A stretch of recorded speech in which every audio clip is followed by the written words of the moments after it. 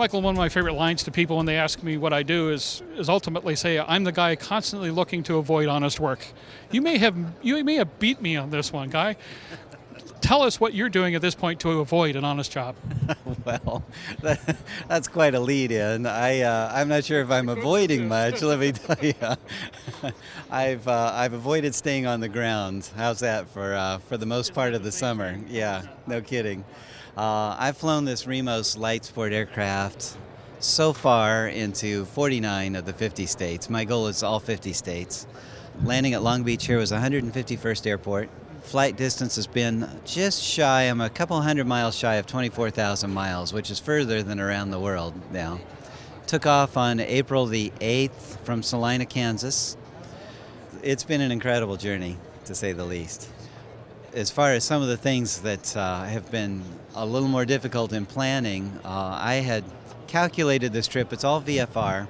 I've calculated this trip to be accomplished in 40 flight days and 35 weather delay days, and that's what I did to reach the 35 weather delay days was 10 years of weather across the country, and we ended up having 78 weather delay days, so that was my biggest miscalculation. Yeah. But you know, it was interesting because I had to just make sure that I was being responsible to our audience and to our fans. We had an original goal of reaching out to 20 million people to say that it's never ever too late to follow your dreams, whatever they are. And we had an average of 100 to 125,000 people a day following this flight. So on a weather delay day, I was very careful to make sure that I was true to the cause and wasn't pushing anything. And I think we did a good job. Freedom through performance. At Cirrus, performance is not simply the measurement of a single design parameter. Rather, it's a total package. It's optimum balance of speed, efficiency, comfort, safety, ease of flight, and quality. We call it Cirrus Flying 2.0. Aren't you ready to feel the freedom?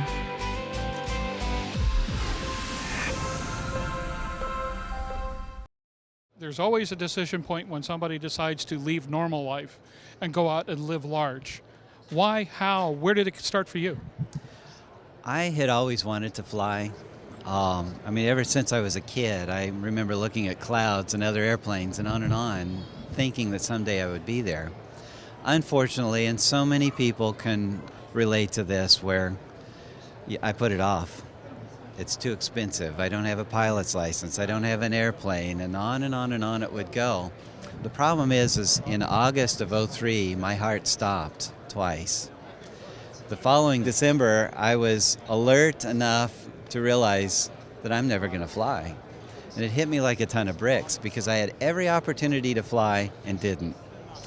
So I promised myself that day that I was going to start living my life with no regrets. And that's really where the flight for the human spirit began to come into reality. As I got better, then I knew that dream of mine just to fly was becoming more and more of a reality. And you know, even back then, I remember just saying to myself every single day, I am a pilot.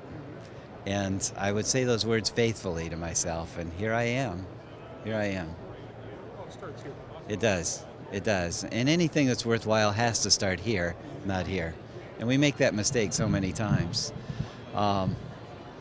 So it's interesting because our original goal was to reach 20 million people. We've already reached 22 million people with this project. So 20 million people have heard about the flight for the human spirit and have seen this beautiful little aircraft. I think we're doing well with this. And we're not just encouraging people to fly, although we knew that would be a big spin-off. We've got a tremendous number of people who have jumped into their own airplanes or a flight school aircraft to begin flying once again. But other people are starting restaurants. Another guy bought a new Corvette. I had an email from a 79-year-old gentleman in Colorado that bought a brand new Harley and rode to California and back because that was his dream. So we've got a lot of people who are out just living their dreams, whatever they are, and it was all because of this flight. So, mission accomplished. It's a hell of a mission. What's the old Beatles line? Life is what happens when you're making other plans. Yeah, no kidding. Yeah, and we planned as much as we could, and it's happened. So the only thing left is Hawaii. And how's that going to happen? Well, I'm in Long Beach now, so I thought I can get up high enough and just coast on down.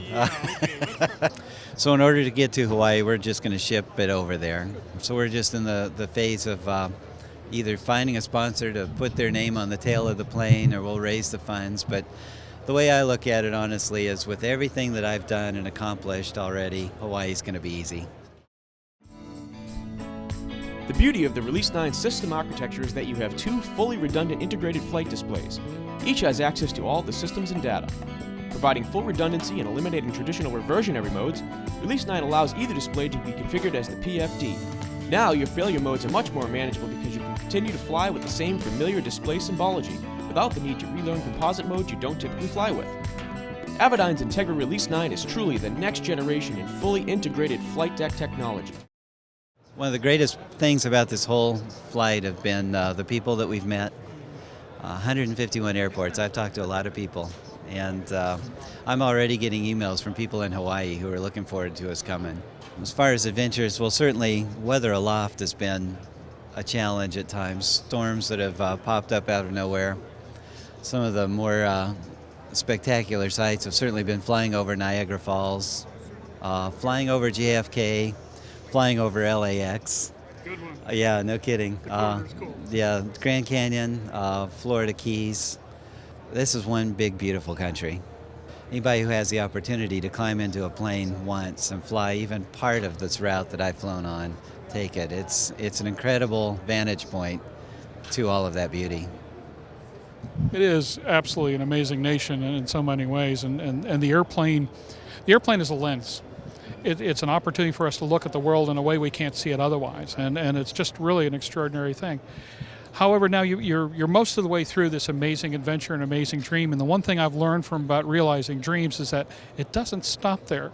It gives rise to crazier, more imaginative, more expansive, more amazing dreams. So fess up. What's next? You got it. And a lot of people have asked that question. They said, okay, now what's coming up next, Mike?